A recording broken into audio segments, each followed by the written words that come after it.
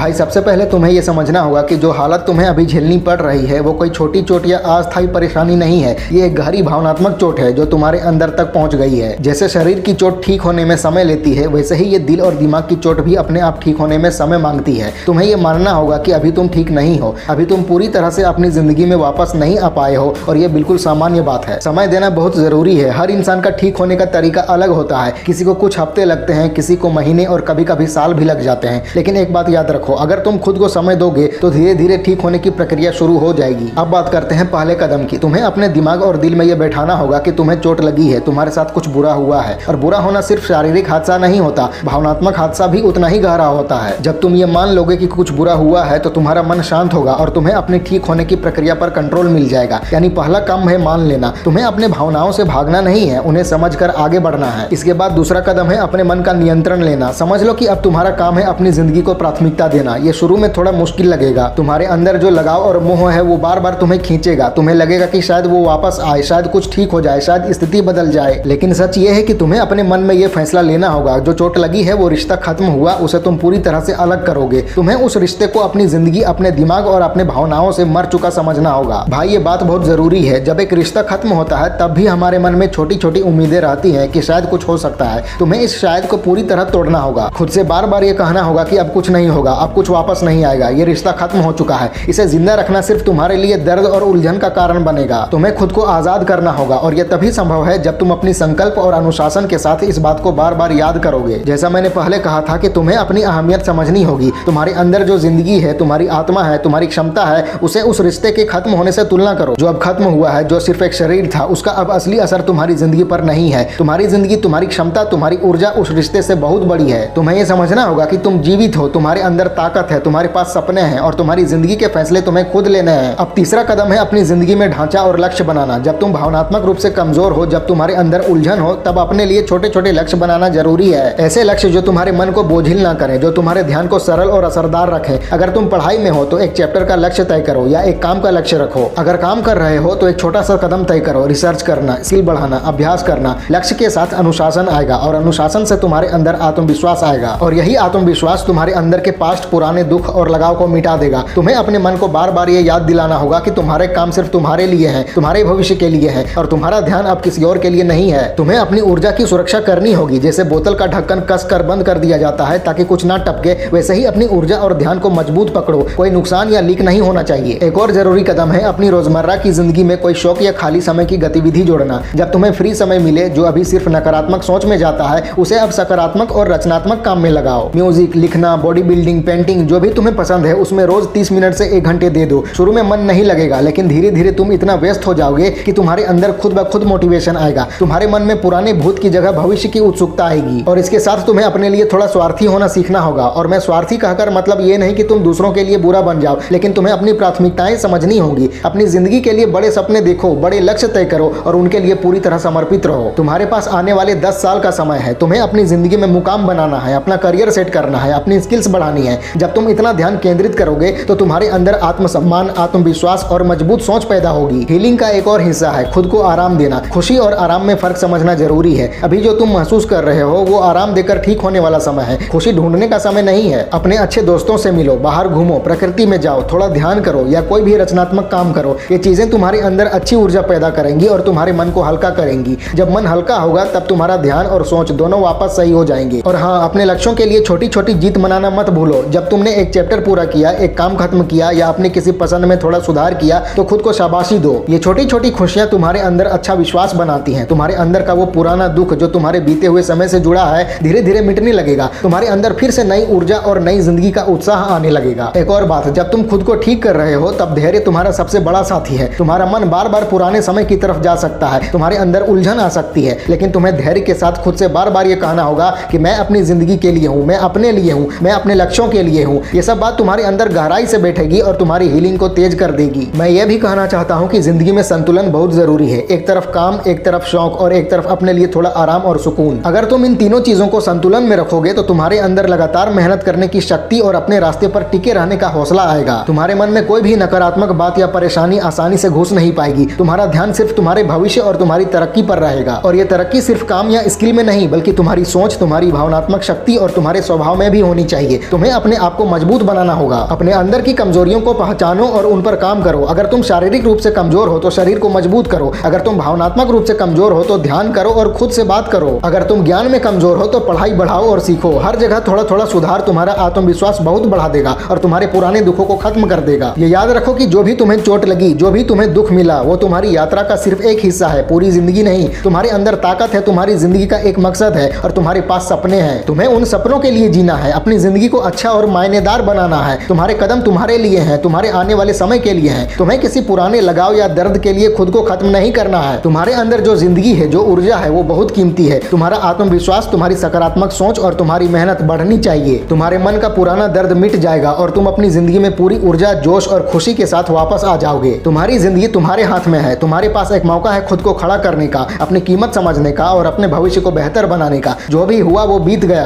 अब आगे बढ़ो, अपने लिए बढ़ो और अपनी जिंदगी के लिए पूरा कदम उठाओ। तुम्हें अपनी जिंदगी पर गर्व करना है, खुद पर गर्व करना है और अपने सपनों को सच बनाना है। एक और बात जो तुम्हें समझनी होगी वो है अपने आसपास के माहौल का असर। जब हम दिल से चोट खाते हैं तो बाहर का माहौल हमारे दुख को और बढ़ा देता है। तुम्हें अपने आसपास का माहौल साफ और सहायक बनाना होगा। मतलब जो लोग तुम्हें बेकार का तनाव देते हैं, जो लोग तुम्हारी नकारात्मक ऊर्जा को बढ़ाते हैं, उनसे दूर रहना होगा। तुम्हारे आसपास के लोग तुम्हारे सोचने का तरीका तय करते हैं। अगर तुम्हें आगे बढ़ना है, अपने आप को ठीक करना है, तो उन लोगों से दूरी बनानी होगी जो तुम्हारे ठीक होने की प्रक्रिया में बाधा डालते हैं। ये दूरी शारीरिक हो या भावनात्मक, दोनों जरूरी है। साथ ही तुम्हें अपने सोशल मीडिया के आदतों को भी कंट्रोल करना होगा। सोशल मीडिया पर जो चीजें तुम्हारे मन में उलझन, जलन या पुरानी यादें जगाती हैं, उनसे बचो। तुम्हारे मन में जो भी नकारात्मक चीज है उसे पहचानो और उससे दूर रहो। अब तुम्हारे लिए वक्त है अपनी ऊर्जा की रक्षा करने का। तुम्हारे अंदर जो पुरानी यादें और जुड़ाव से जुड़े बुरे असर हैं, जब भी सक्रिय होंगे तुम्हारे ध्यान और प्रगति को खराब करेंगे। तुम्हें जानबूझकर अपनी ऊर्जा और ध्यान को सही दिशा में लगाना होगा। एक और जरूरी बात है, तुम्हें आभार महसूस करना सीखना होगा। जब तुम भावनात्मक रूप से कमजोर होते हो तब अक्सर हम सिर्फ अपने दुख और चोट पर ध्यान देते हैं और अपनी जिंदगी की अच्छी चीजों को नजरअंदाज कर देते हैं। तुम्हें रोज अपनी जिंदगी की छोटी छोटी चीजों के लिए आभार महसूस करना होगा। जैसे तुम्हारे पास खाना है, घर है, परिवार का साथ है, सेहत है, ये सब तुम्हारी जिंदगी की बुनियादी अच्छी बातें हैं। जब तुम इन अच्छी बातों पर ध्यान दोगे, तुम्हारे अंदर एक ताकत और सहन शक्ति पैदा होगी जो तुम्हें पुरानी यादों से जल्दी और अच्छे से मुक्त करेगी। अब एक मनोवैज्ञानिक तरीका है कल्पना करना। तुम्हें अपने आप को भविष्य में सोचना होगा एक ऐसे इंसान के रूप में जो आत्मविश्वासी है, मजबूत है और भावनात्मक रूप से स्वतंत्र है। सोचो कि तुमने अपने लक्ष्य हासिल कर लिए हैं, तुम्हारा काम मजबूत है, तुम्हारा मन स्थिर है और तुम्हारी पुरानी यादें सिर्फ याद बनकर रह गई हैं। ये कल्पना तुम्हारे अंदर एक दिशा तय करेगी और तुम्हारे रोजमर्रा के फैसलों और काम को सही रास्ता दिखाएगी। तुम्हारा मन धीरे धीरे ये मान लेगा कि तुम्हारे अंदर की ताकत असीमित है और तुम्हारा ध्यान सिर्फ अपने भविष्य पर है। अब बात करते हैं अपनी जिम्मेदारी की। भावनात्मक चोट के बाद अक्सर लोग दूसरों को दोष देने में फंस जाते हैं कि ये क्यों हुआ, वो गलत था, ये मेरी जिंदगी में क्यों हुआ। इस तरह से तुम्हें समझना होगा कि दूसरों को दोष देने से कुछ हल नहीं होगा। तुम्हारा काम है अपनी जिंदगी की जिम्मेदारी लेना, अपने कामों को संभालना और अपने आगे के कदमों की योजना बनाना। अगर तुम अपनी जिंदगी के मालिक बन जाओगे तभी तुम अपने अंदर की कमजोरी को मात दे पाओगे। अपनी ऊर्जा को ध्यान से और सही दिशा में लगाना ही तुम्हारे ठीक होने का मूल है। एक और बात जो बहुत कम लोग समझते हैं वो है धैर्य के साथ नए अनुभव लेना। तुम्हारे अंदर जो कमजोरी है उसे दूर करने के लिए तुम्हें नए अनुभव लेने होंगे। मतलब तुम्हें अपने आराम वाले माहौल से बाहर निकलना होगा। अगर तुम हमेशा सुरक्षित और परिचित चीजों में ही रहोगे तो इंप्रूवमेंट धीरे होगी। तुम्हें नए लोगों से मिलना होगा, नए विचार जानने होंगे, नए चैलेंजेस लेने होंगे। ये चैलेंजेस तुम्हारे आत्मविश्वास को फिर से बनाएंगे और तुम्हारे अंदर की सहन शक्ति को बढ़ाएंगे। एक और तरीका है सीखना और नई चीजें सीखना। जब तुम कमजोर होते हो तुम्हारे अंदर हताशा आती है। अब तुम्हें अपनी ऊर्जा को सही दिशा में लगाना होगा। तुम्हारे अंदर की रचनात्मकता और समझदारी को काम में लगाना होगा। अगर तुम नई चीजें सीखोगे, चाहे वो बातचीत की कला हो, तकनीकी काम हो या कोई रचनात्मक काम हो, तुम्हारे अंदर सफलता का अनुभव आएगा, तुम्हारा आत्मविश्वास बढ़ेगा और पुराने दुखों से धीरे धीरे आजादी मिलेगी। साथ ही तुम्हें अपनी शारीरिक सेहत पर भी ध्यान देना होगा। जब हम भावनात्मक रूप से कमजोर होते हैं तब अक्सर हमारी शारीरिक सेहत भी प्रभावित होती है। तुम्हें अपनी ऊर्जा को वापस पाने के लिए रोजाना व्यायाम और सही खाना खाने का महत्व समझना होगा। शारीरिक गतिविधि तुम्हारे दिमाग में डोपामीन और एंडोर्फिन छोड़ेगी जो तुम्हारे मूड और उत्साह को बढ़ाएगी। अब तुम्हारे लिए शरीर और दिमाग दोनों को मजबूत करना प्राथमिकता है। और एक मनोवैज्ञानिक तरीका जो काम आता है वो है पॉजिटिव रिवॉर्ड देना। जब तुम कोई काम सफलतापूर्वक पूरा करते हो, कोई लक्ष्य हासिल करते हो, अपनी हॉबी में प्रगति करते हो, खुद को इनाम दो। ये इनाम कोई छोटी चीज हो सकती है, कोई ट्रीट, कोई फिल्म या कोई एक्टिविटी जिसे तुम पसंद करते हो। ये तरीका तुम्हारे दिमाग में एक सकारात्मक चक्र बनाएगा। तुम्हारे अंदर का बुरा असर धीरे धीरे कम होगा और तुम्हारा पॉजिटिव सोच मजबूत होगा। अब बात करते हैं एक और जरूरी चीज की, लगातार प्रयास करना। ठीक होने और आगे बढ़ने में लगातार मेहनत सबसे बड़ा फैक्टर है। तुम्हारे लिए जरूरी है कि तुम अपनी रोजमर्रा की दिनचर्या बनाए रखो। छोटे छोटे काम, हॉबी, नई चीजें सीखना और व्यायाम को रोजाना अपनाओ। अगर तुम रोज थोड़ा थोड़ा आगे बढ़ोगे, चाहे वो बहुत छोटा ही क्यों ना हो, तुम्हारे अंदर की कमजोरियां धीरे धीरे खत्म होंगी। तुम्हारे आत्मविश्वास और आत्मश्रद्धा मजबूत होगी। एक और मनोवैज्ञानिक तरीका है नजरिया बदलना। सुनना, जब तुम भावनात्मक रूप से चोट खाते हो तब अक्सर हम परिस्थितियों को बड़ा और भारी महसूस करते हैं। अब तुम्हें इसे एक नए नजरिए से देखना होगा कि ये भी सिर्फ एक अस्थायी दौर है, एक सीख है और तुम इससे मजबूत और सहनशील बन रहे हो। तुम्हें अपनी ताकत और क्षमता को समझना होगा। हर चुनौती, हर दर्द और हर नुकसान तुम्हारे लिए आगे बढ़ने का मौका है। तुम्हें इस नजरिए को अपने मन में बार बार याद दिलाना होगा। अब एक और चीज जो असरदार है, मेंटर या गाइड का सहारा। तुम्हारे लिए जरूरी है कि तुम ऐसे व्यक्ति या कोच के पास जाओ जो समझदार हो, तुम्हारी स्थिति को समझे और तुम्हें सही रास्ता दिखा सके। एक मेंटर तुम्हारे कामों को सही दिशा देगा, तुम्हें अच्छी आदतें बनाने में मदद करेगा और तुम्हारे अंदर के डर और संदेह को दूर करने में मदद करेगा।